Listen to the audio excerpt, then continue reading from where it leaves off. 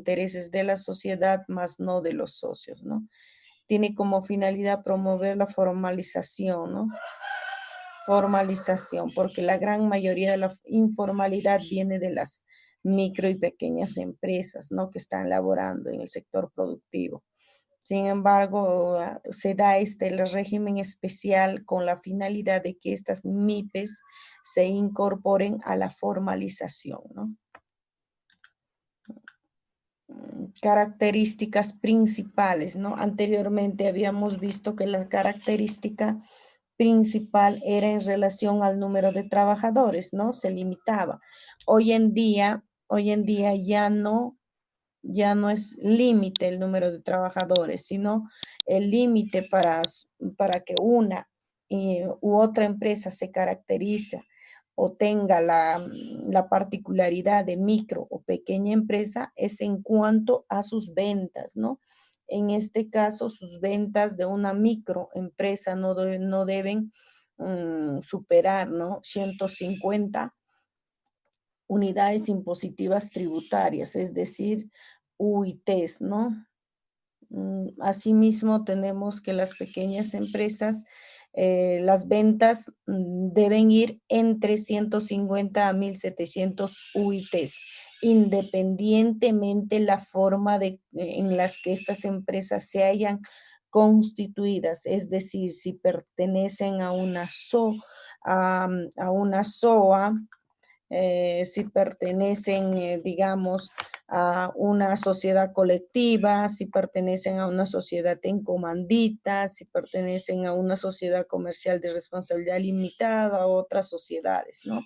Entonces, muy independiente del tipo de sociedad tal cual hayan constituidas, estas se van a caracterizar en base a sus ventas, ¿no? En relación a las medianas empresas, encontramos las ventas superiores a 1.700 UIT hasta el monto máximo de 2.300 UITs, ¿no? Entonces, esto es con vigencia al 2019. Se sabe muy bien que no podemos hablar a nivel de términos económicos, porque la UIT de un año a otro va cambiando, ¿no? Entonces nosotros para saber en número de soles tendríamos que multiplicar 150 por la UIT, ¿no?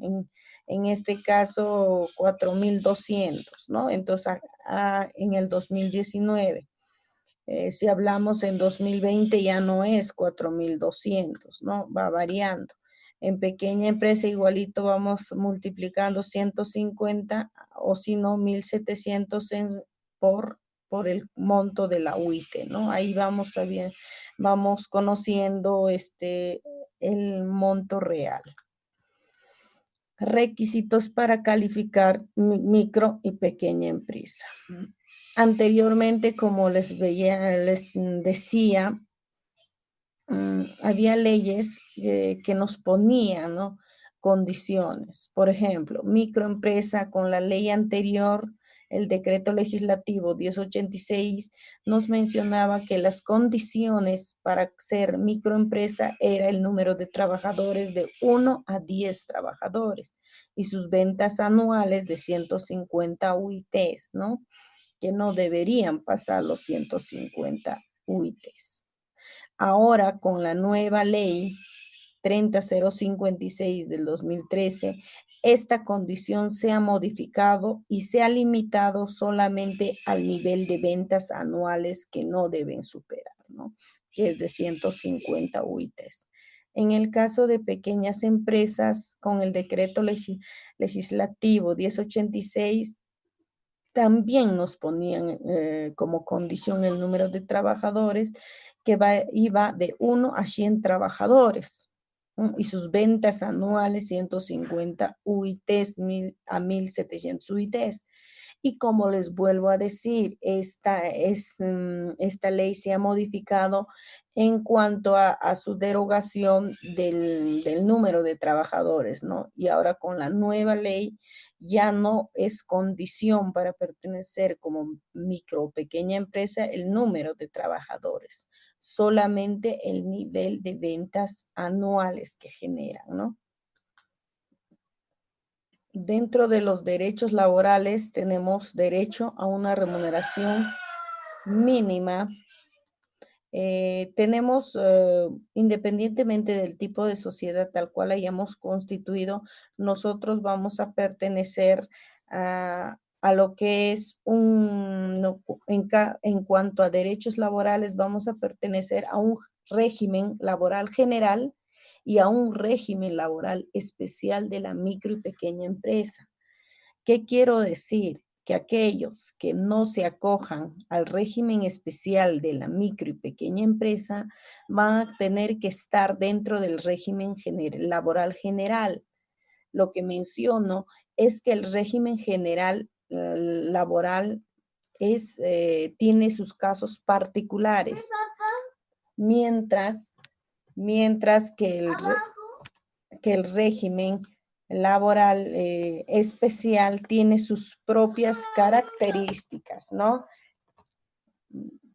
Sus propias características.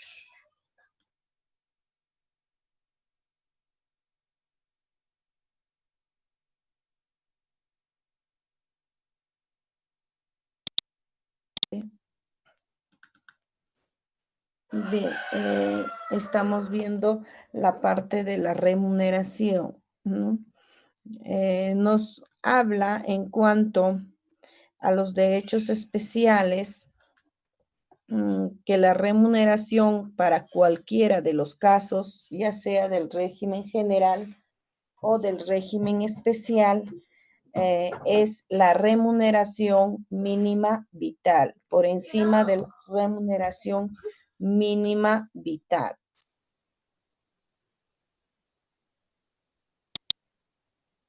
La remuneración tiene que ser por encima de la remuneración mínima vital para en cualquiera de los casos, ¿no? Ya sea en régimen general común o en el régimen especial, ¿no? Todos los trabajadores del régimen laboral, eh, de la actividad privada, tienen derecho, ¿no? A percibir una remuneración mínima vital, ¿no?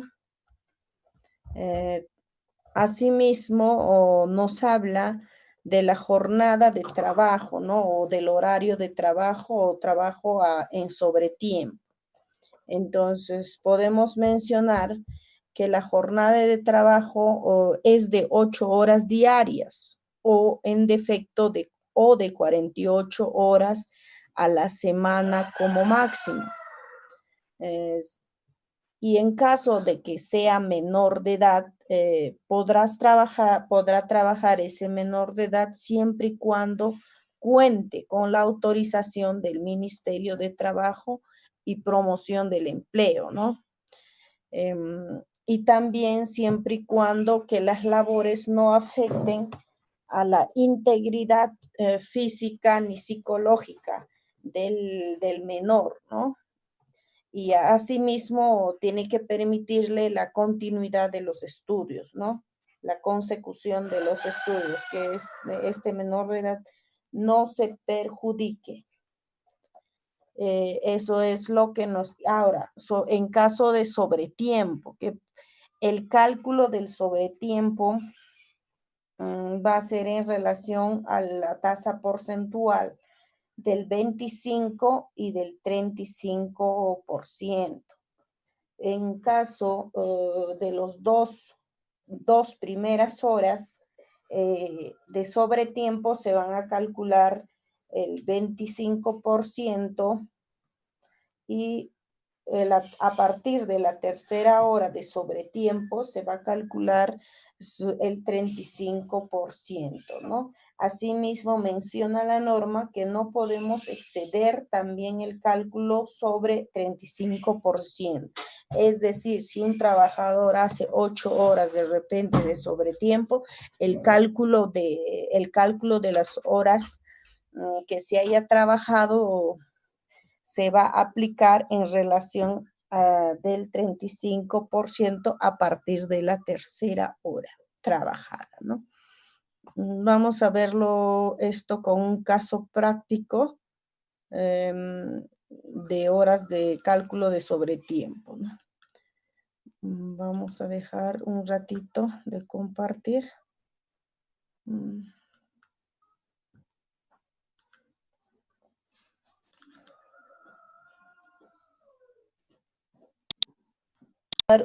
Las horas extras, ¿no? Entonces, digamos que la empresa fábrica de muebles El Sembrador SA cuenta con 3 centros de producción y en cada una de los centros de producción hay 5 trabajadores que trabajan 48 horas semanales y recibe una remuneración básica de 1.800 soles mensuales, teniendo una jornada de trabajo de 8 horas de lunes a sábado. Asimismo, la empresa solicita el apoyo del personal para concluir trabajos, por lo que se trabajó 9 horas extras por cada trabajador, según detalla. El martes han hecho 1 hora extra, el jueves han realizado 3 horas extras y el sábado 5 horas extras, ¿no? Además, los trabajadores reciben una bonificación de 150 soles semanal, ¿no? Vamos a poder visualizar en la parte inferior la resolución del trabajo.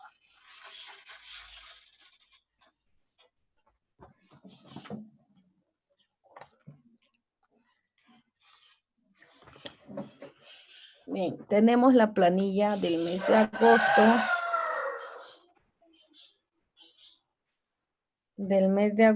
Donde los ingresos tiene como remuneración básica 1.800. Asimismo, tiene movilidad de 120, asignación por educación 150, una jornada de trabajo de 1 p.m. a 9 p.m., número de horas extras, ha realizado 1 hora extra, jueves 3 horas y sábado 5 horas, ¿no? Bien. Lo primero que tenemos que tener en consideración es los conceptos por los cuales se está pagando al trabajador. En este caso, la remuneración básica constituye como un concepto computable, es decir, que este monto se va a utilizar para el cálculo. Asimismo, tenemos una movilidad. La bonificación que se le da por movilidad, por concepto, no constituyen conceptos computables, ¿no? Es decir, no va a ser monto referencial para el cálculo. Asimismo, tenemos asignación por educación que a veces se las da a los trabajadores que tienen hijos en una etapa escolar de 150 soles, pero esto no es de carácter permanente. Las computables son remuneraciones de carácter continuo o permanente, mientras las no computables se dan excepcionalmente 1 vez al año o 2 veces, ¿no? Lo cual no constituye una característica fundamental que es la permanencia, ¿no? Es por esa razón que estos dos conceptos se le determina como no computable. Bien. A lo que viene al caso, ¿no? Para nosotros saber el valor por día de un trabajador, tenemos que hacer tenemos que sumar todas las remuneraciones computables, es decir, en este caso solamente podemos obtener 1.800 más no 120 y 150. Si estas hubieran sido conceptos computables, hubiéramos hecho la sumatoria del total, ¿no? Y acá hubiéramos sido el total. Pero sin embargo, en este caso no constituyen remuneraciones computables. Por lo tanto, la base para nuestro cálculo va a ser 1.800.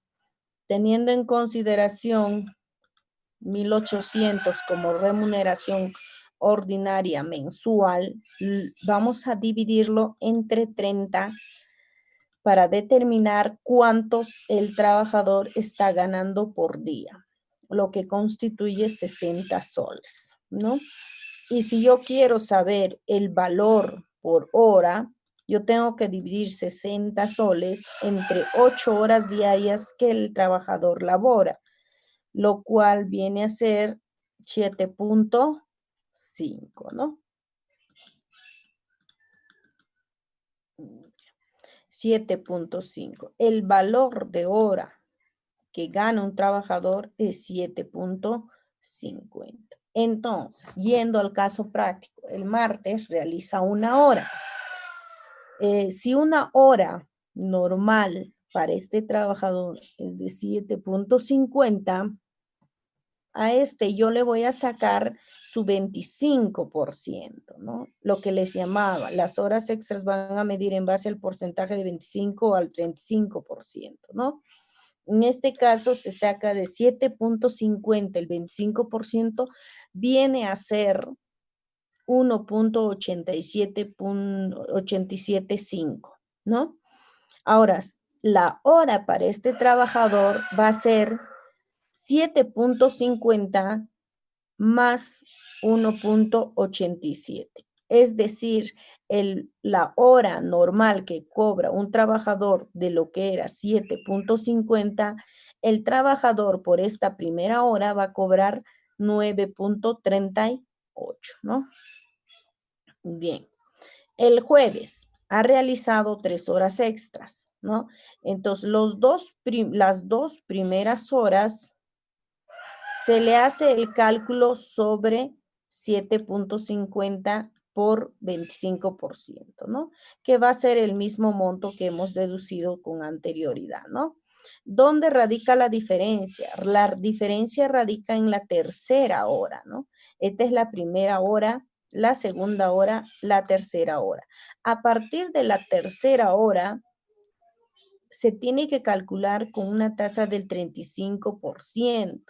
Es decir, una hora normal por 35% constituye 2.625, lo cual sumado 7.50 de una hora normal más el porcentaje adicional que se constituye por ser la tercera hora, sumado la hora para este trabajador, la tercera hora, ya va a costar 10.13 soles, ¿no? Entonces, así vamos a sacar por cada día la hora extra. El día sábado ha hecho 5 horas, ¿no? Entonces vamos a constituir las 2 primeras horas sacados sobre el 25.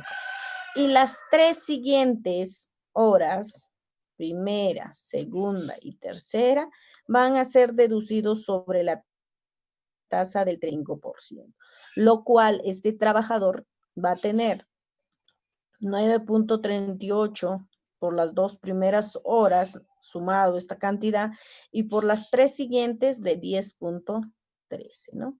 Entonces, total a pagar por sus horas extras acumuladas de toda la semana va a ser la sumatoria de estos conceptos, ¿no? Que va a ser 87.38, ¿no? Esto viene a ser por un trabajador, ¿no?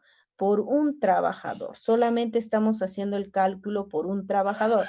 Acá nos dice que hay 5 trabajadores y en 3 centros de producción, ¿no? Entonces, esto es por un trabajador.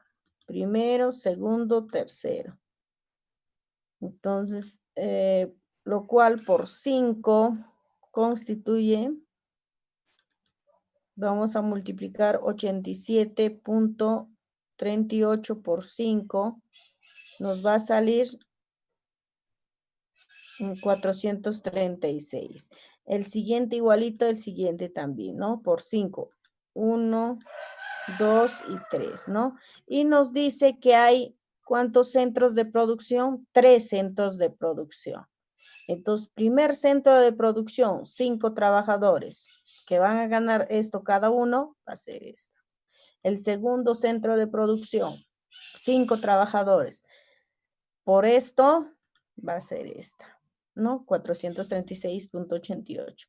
El tercer centro de producción, 5 trabajadores igual. En total, en los 3 centros de producción por horas extras estaría pagando 1,310,63, ¿no? Entonces, de esta manera se estaría haciendo el cálculo de las horas extras. Bien, jóvenes estudiantes, ¿alguna pregunta sobre el cálculo?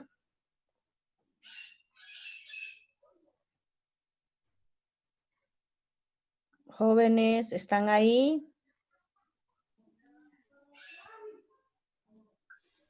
Sí, Miss. ¿Han entendido? Sí, Miss. Sí, ¿no? No es tan difícil realizar el cálculo.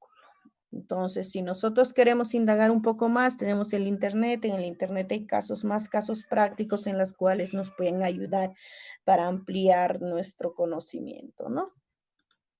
Miss, una consulta. Dígame. Siempre o sea, de la tercera hora para adelante, o sea, para adelante va a ser 35%. Sí, la tasa del 35%. Ok, De la Miss. tercera. Las dos Ajá. primeras, sí, 25%. Por norma está. Es por norma. Entonces Ah, no ya. podemos transgredir la norma. Lo que establece la norma tenemos que hacer, ¿no? Entonces eso es sobre tiempo, ¿no? También menciona que no debemos considerar el trabajo nocturno que desempeña como parte de su función. Es decir, hay trabajadores que se les contrata en tiempo nocturno, ¿no? Por la misma condición de trabajo, ¿no? Entonces, no podemos calcular por hora nocturna tampoco, ¿no? Entonces, son trabajos propias del horario. Por ejemplo, un hospedaje. Un hospedaje tiene un jornal de trabajo, pero nocturno, ¿no? Entonces, se le paga normal, como si estuviera trabajando en el día, ¿no?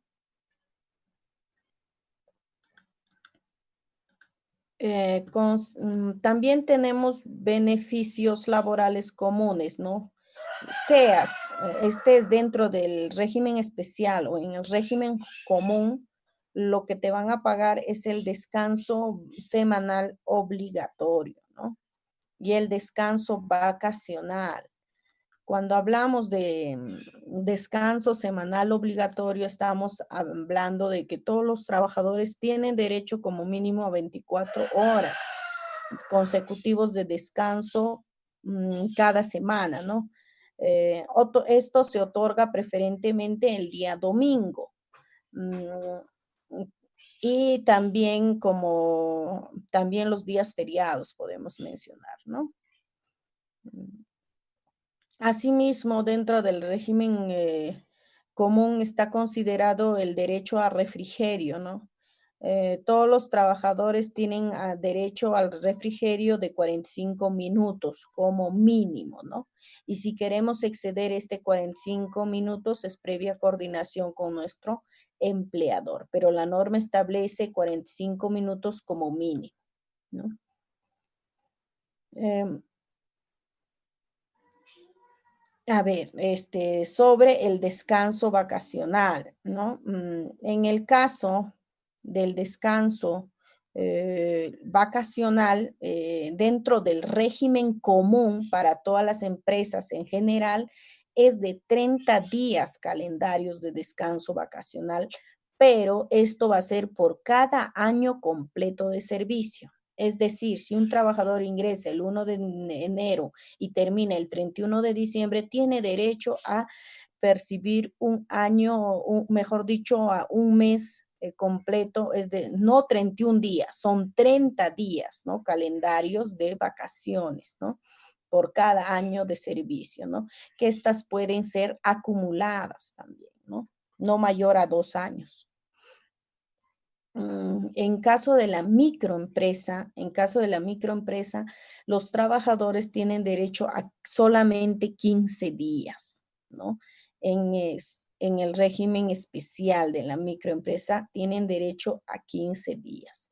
Y en las pequeñas empresas ya también está considerada como 15 días. ¿Alguien levantó la mano? Profesora, disculpe una pregunta.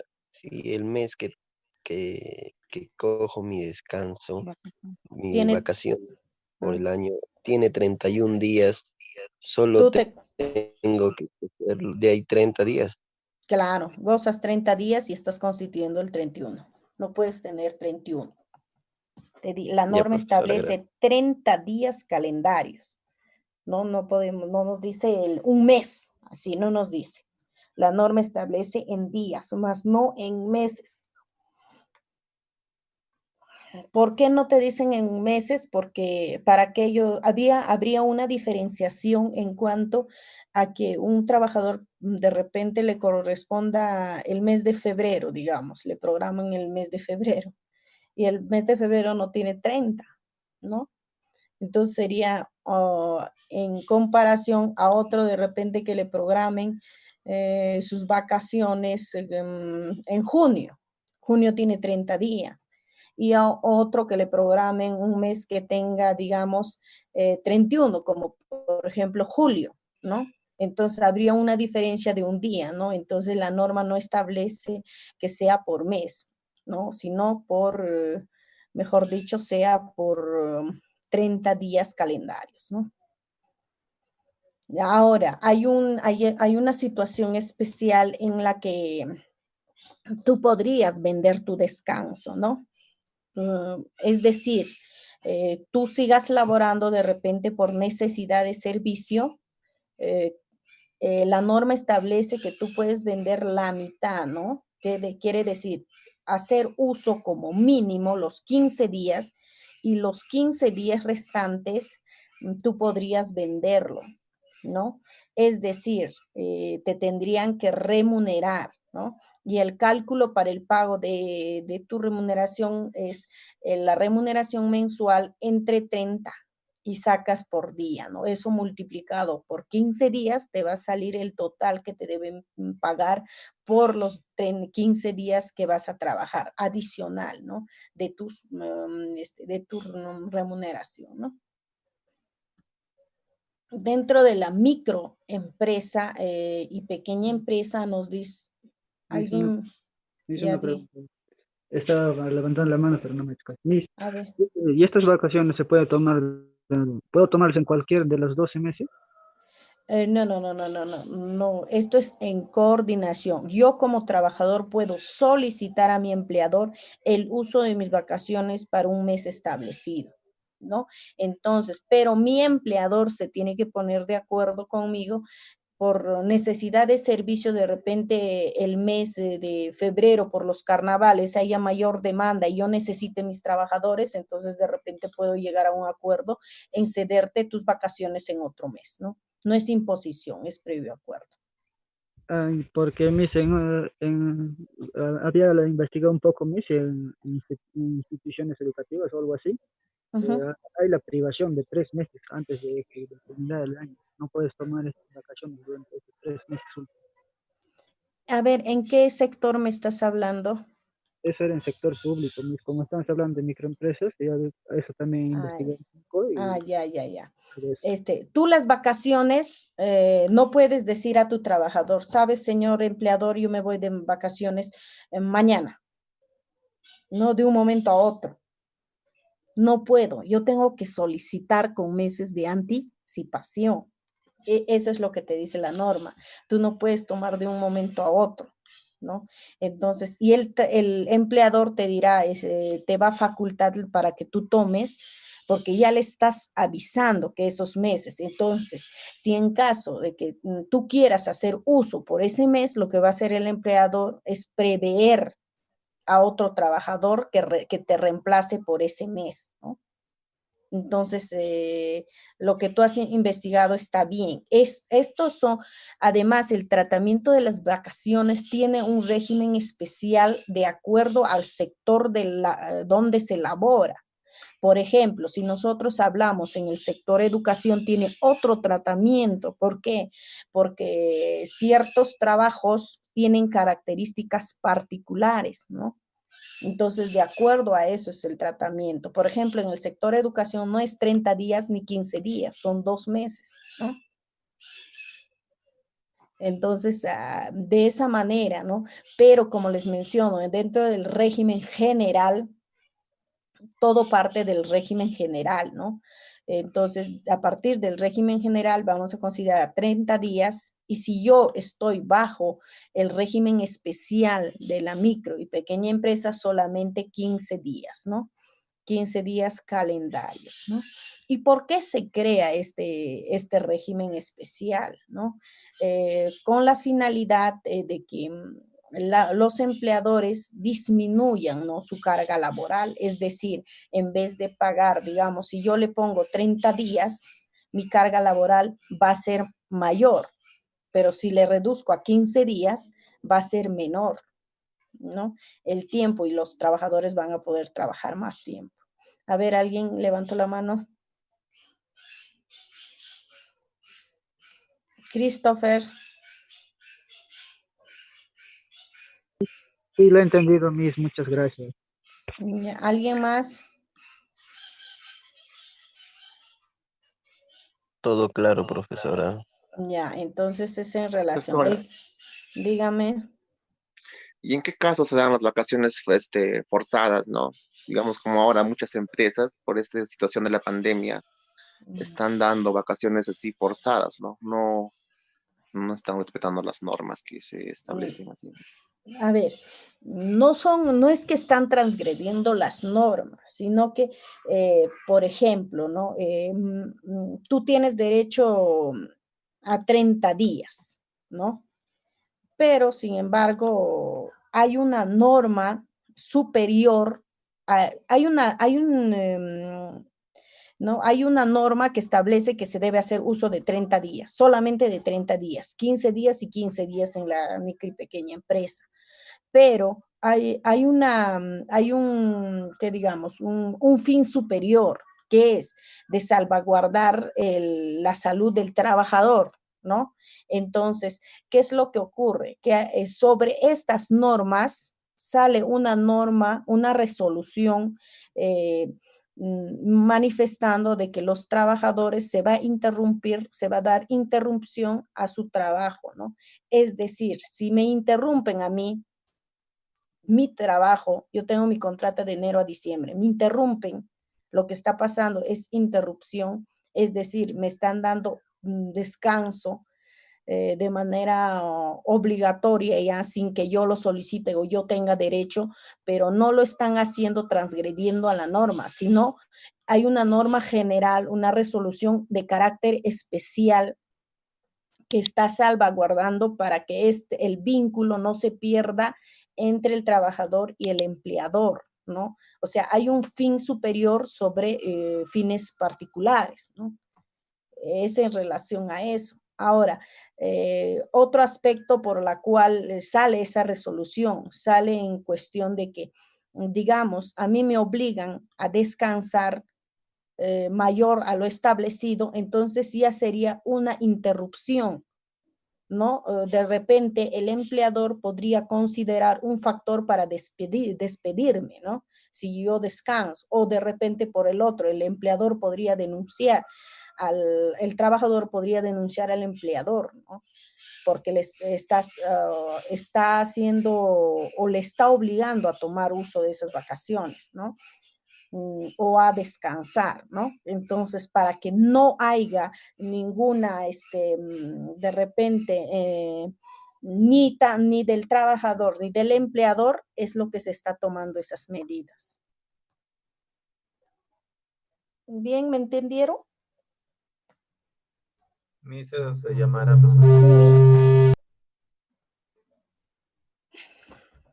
Son términos legales que ellos asumen, pues, ¿no?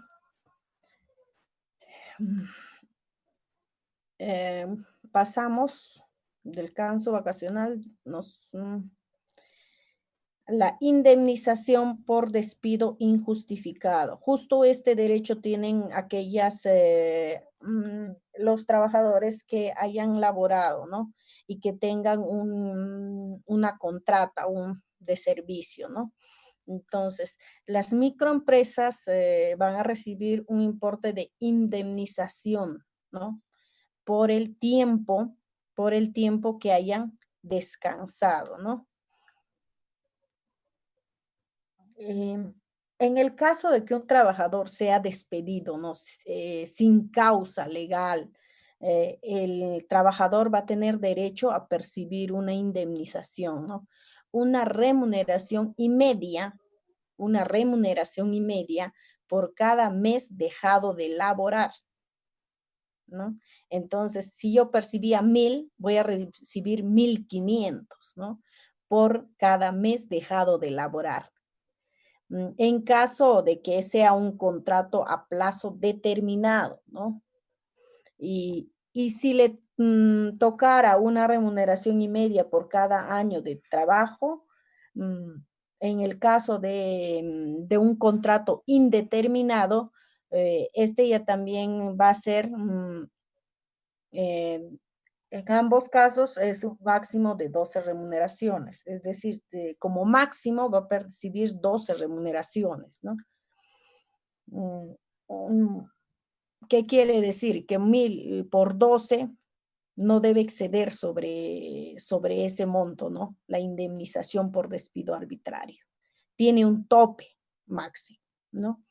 En caso de las microempresas, en caso de la microempresa ya también va a ser equivalente a 10 remuneraciones diarias, ¿no? Es decir, va a dividir 1,000 entre 30, va a sacar el diario, ¿no? Ese diario va a multiplicar por 10. Entonces, así se le va a pagar por cada año completo de servicio, ¿no? En el caso de las pequeñas empresas va a ser la indemnización va a ser equivalente a 20 remuneraciones diarias por cada año completo de servicio, ¿no? Pero esto también tiene un tope. En el caso de la micro va a tener como tope 90 remuneraciones, ¿no? Y también en el caso de la pequeña empresa va a tener un tope de 120 remuneraciones diarias, ¿no? Entonces, en estos dos casos tenemos que sacar cuál es la remuneración diaria, ¿no? Esto es en cuanto te despiden de manera arbitraria, ¿no? Esto es lo que estaría ocurriendo. Y nosotros como trabajadores tenemos derecho.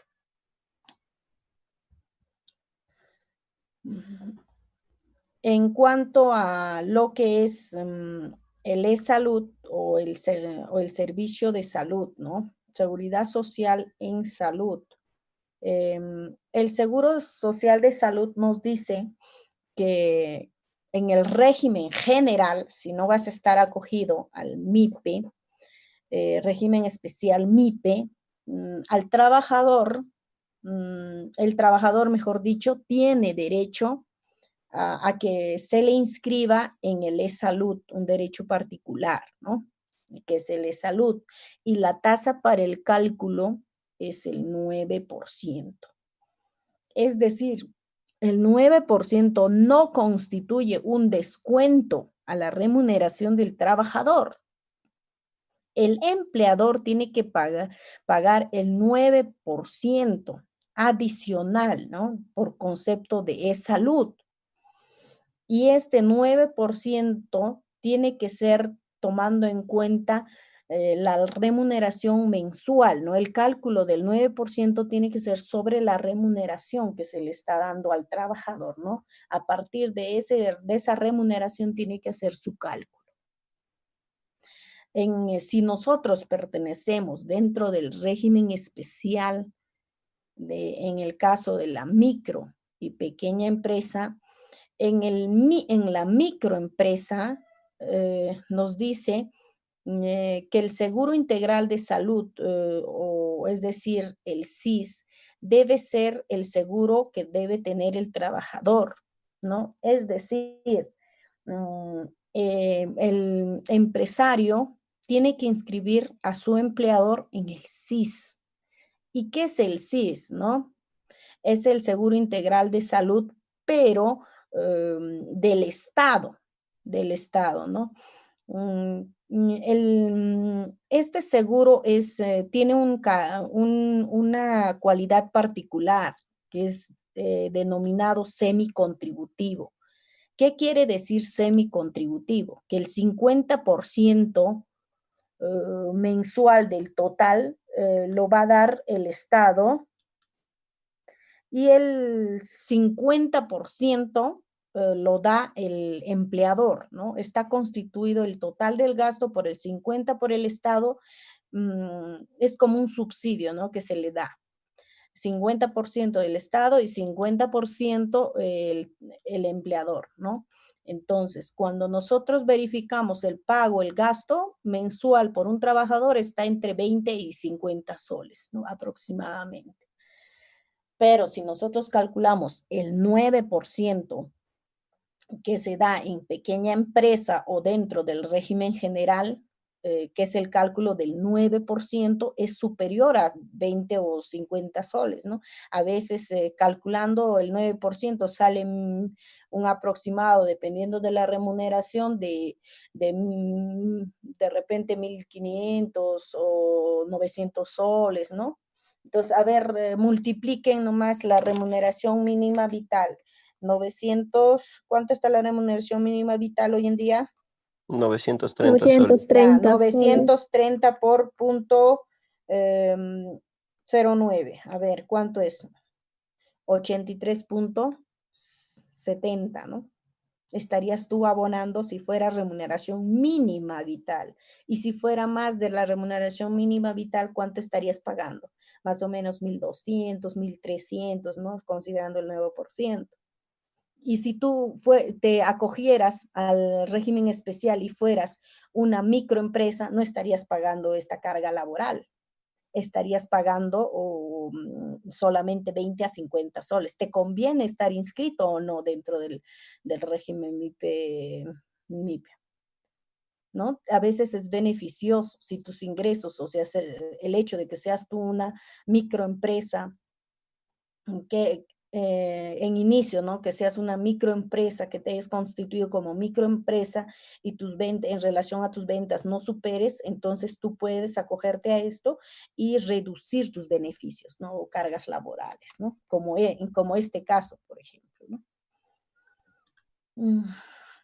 Pasamos al siguiente, beneficios laborales comunes de los trabajadores de las micro y pequeñas empresas. Esto es en relación al Sistema Nacional de Pensiones. Nosotros tenemos que saber que hay un sistema nacional de pensiones, ¿no? Tanto privadas o del Estado, ¿no? Entonces, el Sistema Nacional de Pensiones va a estar dividida en Oficina Nacional de Pensiones y a las AFPs, ¿no? Las AFPs es del sector privado, ¿no? Es del sector privado, no es del sector público. El sector público o del Estado es la ONP. Entonces, en el AFP nosotros vamos a encontrar infinidades o de repente más de uno, ¿no? Una privada, empresas que se dedican a dar este servicio, ¿no? Por ejemplo, tenemos dentro del Sistema Nacional de Pensiones de carácter del sector privado, tenemos Hábitat, por ejemplo, Íntegra, Horizonte, Profuturo, Prima, ¿no? Entonces, son varias entidades, entre otras, ¿no? Que podemos mencionar o encontramos actualmente. Pero, sin embargo, del Estado solamente es ONP, ¿no?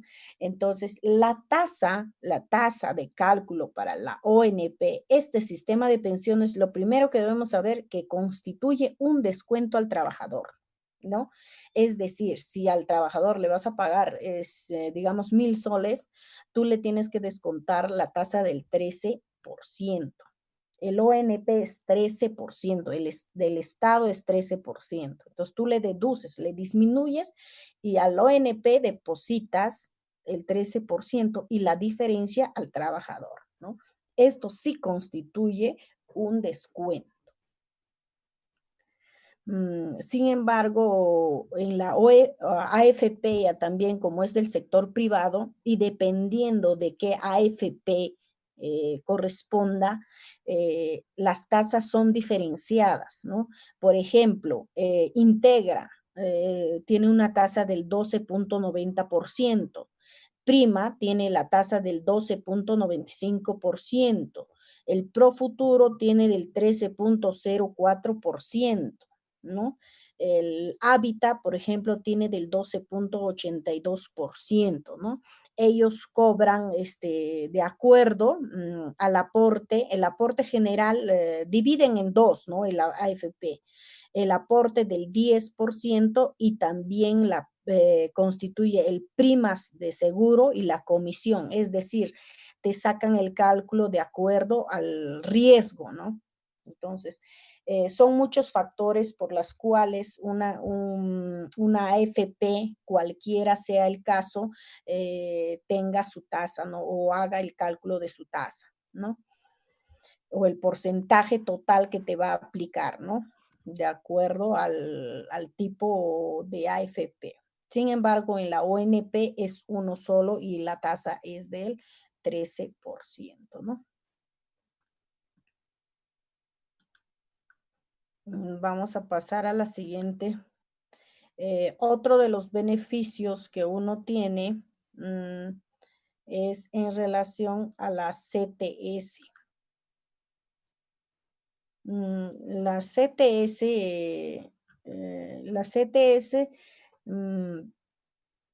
son remuneraciones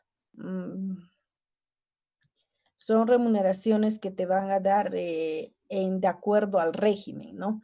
En el caso del régimen general, va a ser la CTS una remuneración mensual, ¿no? Que se va a depositar en el mes de mayo y otro en noviembre, ¿no? La quincena del mes de mayo y la quincena del mes de noviembre, ¿no? Una remuneración mensual.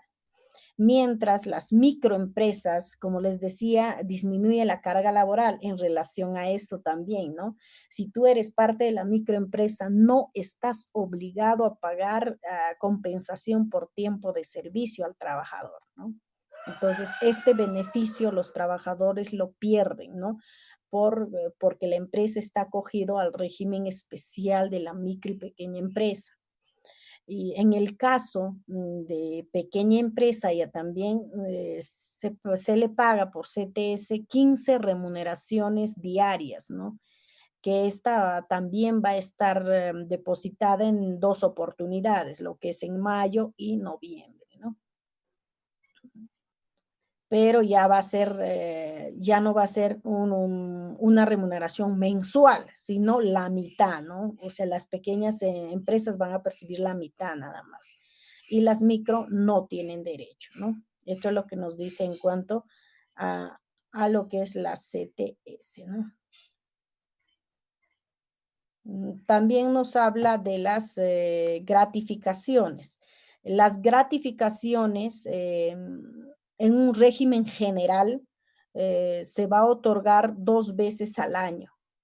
Por fiestas patrias, es decir, por julio, en el mes de julio, y otro en el mes de diciembre por concepto de Navidad, ¿no?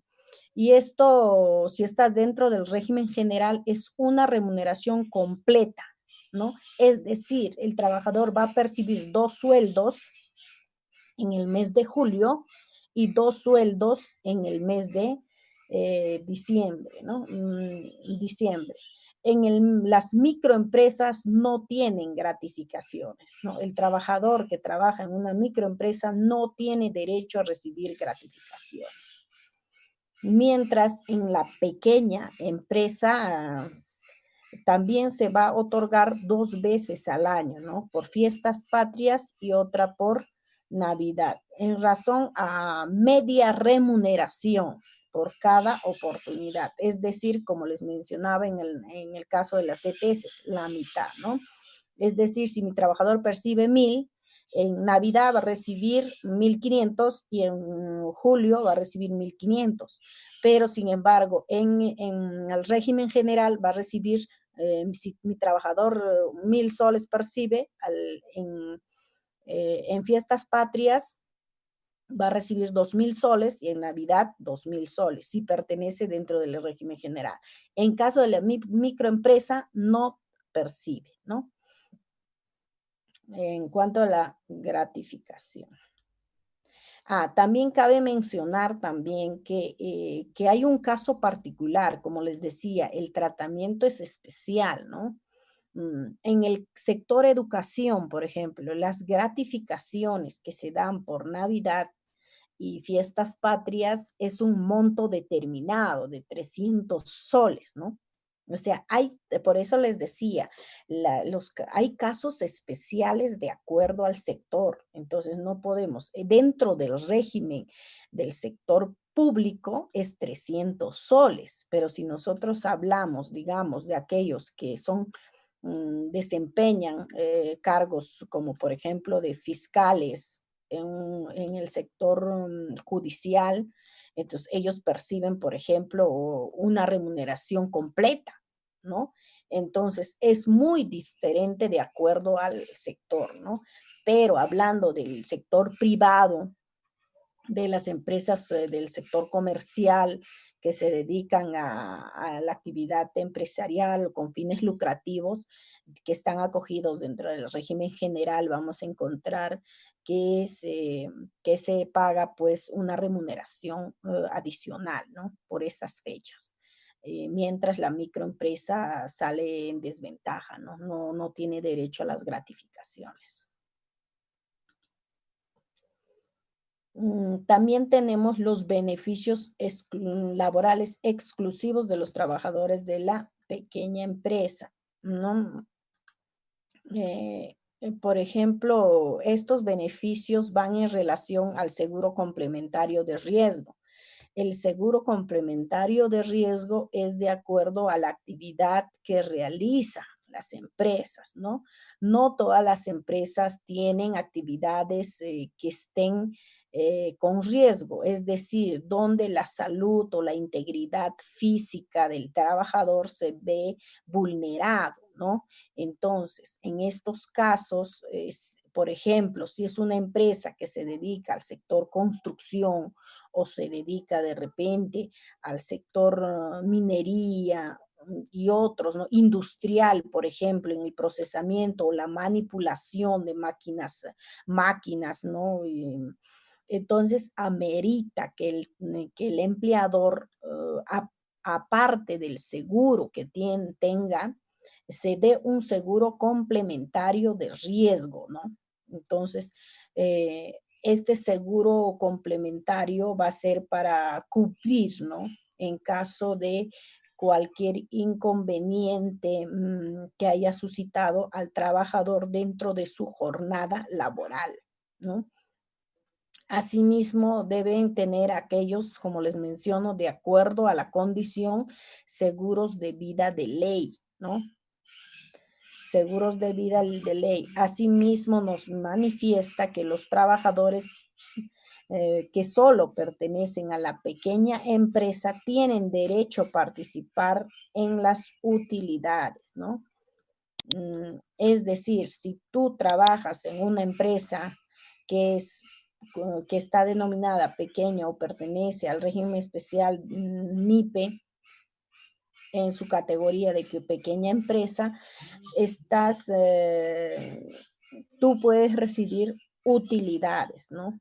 Utilidades, que si no me equivoco, derecho al 10% de las utilidades, ¿no? No es que se le va a dar el 10% al trabajador, ¿no? Es de acuerdo a la cantidad de trabajadores, ¿no? Pues, por ejemplo, la utilidad me sale de 10.000 soles y solo son 3 trabajadores. Voy a dividir los 10.000 soles entre 3, ¿no? Entonces es el 10% de la utilidad, no es que todo, ¿no?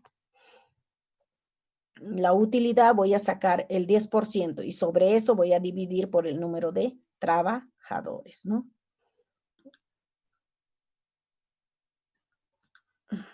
Esto es en resumen.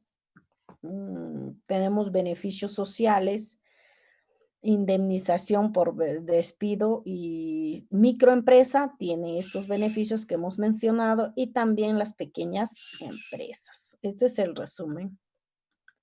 Asimismo, hay un mecanismo, no es que te inscribes y listo, ya estás facultado dentro del régimen especial, no es así, ¿no? Para nosotros pertenecer dentro de del régimen especial tenemos que tener una inscripción en el REMIPE, ¿no? Entonces, ¿cómo es el proceso de afiliación, no? Requisitos: solicitud de registro según formato REMIPE, tener tu número de RUC. Una vez, digamos, si una empresa quiere pertenecer al régimen especial, lo tiene que hacer al momento de constituir. No se acepta a las empresas que ya están constituidas, ¿no? Es decir, ya hay empresas que están laborando, ¿no? Entonces, ellos no se pueden acoger, son aquellas empresas que recién se van a constituir, ¿no? Entonces, esas empresas tienen la facultad de pertenecer a estas, ¿no? Al régimen especial. Tienen estos dos requisitos. El procedimiento es la inscripción en el REMIPE, acceder al régimen laboral especial, que es completamente gratuito. Llenas una declaración jurada. Tiene una página con la cual vas a accesar con la clave SOL, ¿no? Y dentro de los 7 días hábiles de presentar la solicitud de inscripción al REMIPE, la empresa obtiene la constancia de acreditación.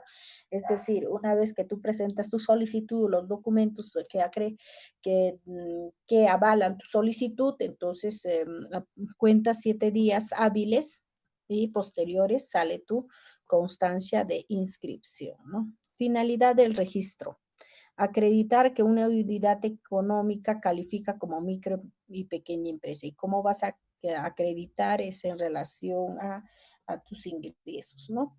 Autorizar el acogimiento de la micro y pequeña empresa. Registrar la micro y pequeña empresa de la publicidad y condiciones, ¿no? Recordar que la MIPE que solicita su inscripción y recién inicie su actividad económica o no cuenta con los trabajadores, podrá registrarse transitoriamente en el REMIPE, contando un plazo de 15 días para contratar o registrar a sus trabajadores, ¿no? Obviamente, al momento de dar inicio no tenemos trabajadores, ¿no? Pero tenemos con 15 días calendarios para hacer la regularización. Exclusiones del régimen MIPE. ¿Quiénes se van a excluir o no van a pertenecer?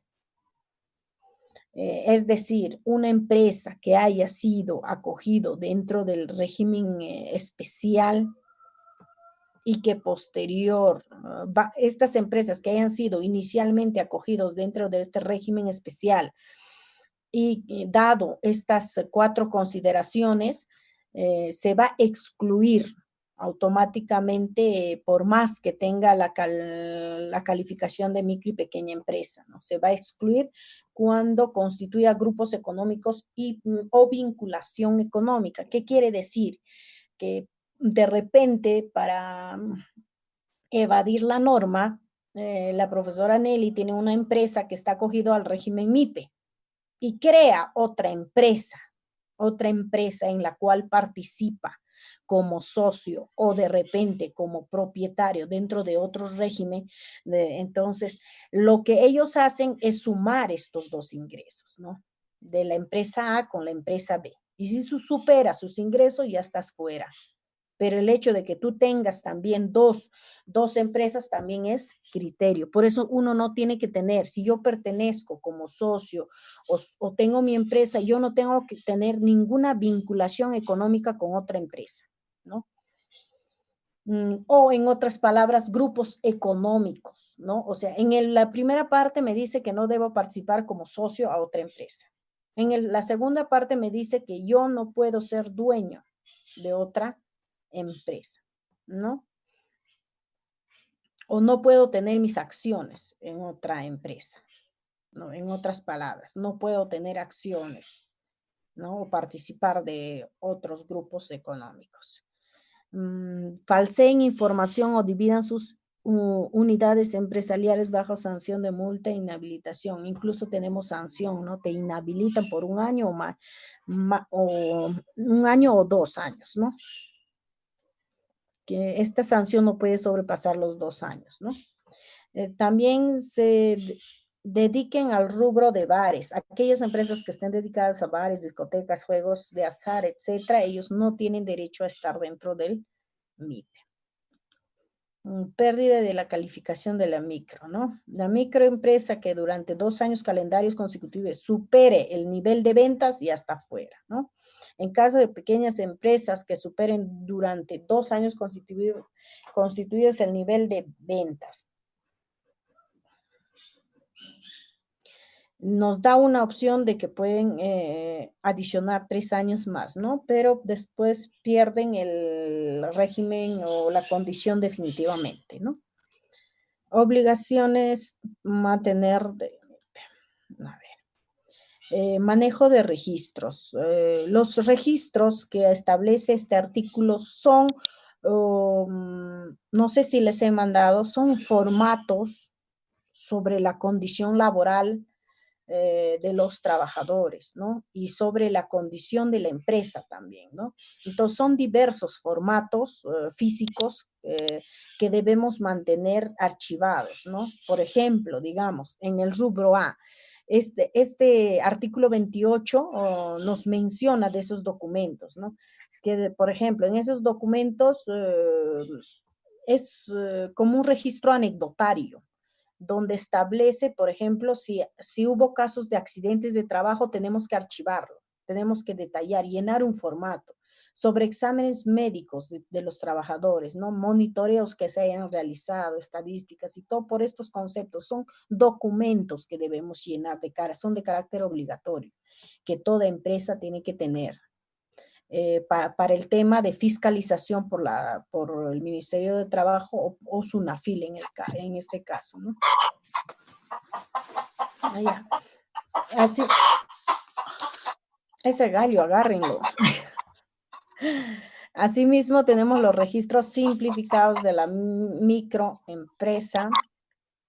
Tenemos, por ejemplo, registro de accidentes de trabajo, enfermedades, registro de examen médico, son registros simplificados para la pequeña empresa, son de accidentes. Estos registros deben manejar de acuerdo al tipo de empresa, ¿no? Objeto de la norma establece equidad salarial. ¿Qué quiere decir? Que todos los trabajadores, sea mujer y varón, tienen que percibir la misma remuneración en cuestión a la función que desempeñan. No debe haber discriminación por ningún tipo de concepto. Obligaciones para los empleadores. Desarrollar un cuadro de categoría y funciones, o sea, este cuadro de categoría es en relación a las funciones y cuánto de remuneración va a percibir, ¿no? Pero esta categoría no tiene que no tiene que estar relacionada con tratos discriminatorios, ¿no? Las capacitaciones que puedan tener también son aspectos ya que no son, digamos, no son difíciles de generar, pero sí son de carácter obligatorio que debe tener, ¿no? En conclusión, el régimen laboral de micro y pequeña empresa se encuentra regulado por este decreto que modifica, como les había mencionado, este decreto modifica la característica particular para considerar micro y pequeña empresa, ¿no? Que ya no es el número de trabajadores, sino está basada en cuanto a la condición de los ingresos. Ya, los beneficios, como les había mencionado, son indistintamente de acuerdo al régimen al que pertenecen. ¿Sí? Indistinto al régimen general. El régimen general tiene otro tratamiento y los que están acogidos a las MIPES o al régimen especial de las MIPES tienen otro tratamiento distinto, ¿no? Entonces nosotros tenemos que saber si nosotros queremos pertenecer al régimen especial y acogernos a las normas que regulan este tratamiento, ¿no? Y la condición básica para uno ser micro y pequeña empresa, el REMIPE, ¿no? Bien, todo sería esto con respecto a la clase de la semana anterior y lo que estaría dejando pendiente. A ver, en la última clase, la de esta semana, lo hemos tocado en el transcurso desde la primera clase, es sobre las sociedades mercantiles, ¿no? Definición, persona jurídica, hemos tocado qué son sociedades mercantiles, cuáles son sus características, cómo están constituidas como persona natural o como persona jurídica. Y si nosotros hablamos de frente, nos vamos a la Ley General de Sociedades, nos diferencia los tipos de sociedades que nosotros podemos constituir, ¿no? Podemos constituir como sociedad anónima, ya sea esta abierta o cerrada, sociedad colectiva, sociedad en comandita simple o por acciones, sociedad comercial de responsabilidad limitada, y también tenemos las sociedades civiles, ¿no? Entonces, cada una de estas sociedades tiene características o características generales para todas las sociedades y también características particulares a cada una de estas sociedades, ¿no? Entonces, esto es criterio de estudio en nuestro curso, ¿no? Entonces, si nosotros verificamos nuestros sílabus, en nuestros sílabus por semana vamos a tocar cada una de estas sociedades, ¿no? Entonces, vamos a tratar estos tipos de sociedades de manera personal, ¿no? Cada uno. Entonces, durante esta semana ya nos estaríamos regularizando a lo que tenemos pendiente, ¿no? Estaríamos a la fecha según lo que establece nuestro sílabus y nuestra programación curricular. No tenemos más que tratar por esta semana. ¿Alguna pregunta? Les mandé ya lo que es este archivo de de la Ley General de Sociedades. Les mandé lo que es sociedades mercantiles. Les mandé diapositiva. ¿Sí o no? Ya, les voy a mandar este archivo. Ahora, en el transcurso del día, les voy a mandar también trabajos para que constituyan, ¿no? Todos los aspectos que hemos considerado dentro del régimen laboral, tengo trabajos hechos ya. Tengo trabajos hechos que ustedes lo van a de repente trabajarlo un poco más y hacerlo más didáctico, ¿no? Por ejemplo, con gráficos, círculos, barras, darle forma, darle un poquito más de repente, ¿no? Mejorar las diapositivas.